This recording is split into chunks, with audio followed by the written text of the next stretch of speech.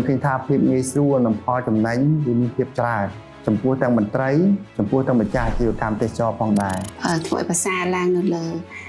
ដំណើរការឬរំហូរការងារហ្នឹងអាចស្នើពីទីតាំងណាក៏បាន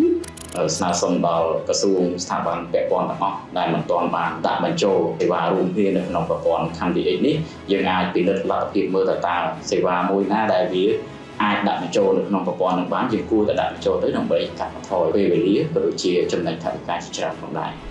ការសុំវិញ្ញាបនបត្រអាជ្ញាប័ណ្ណឬក៏លិខិតអាជ្ញាពាក់ព័ន្ធហ្នឹងឥឡូវនេះយើងប្រើតាមប្រព័ន្ធ CamDX រួមនេះគឺពុំមានការលំបាកទេយើងមាន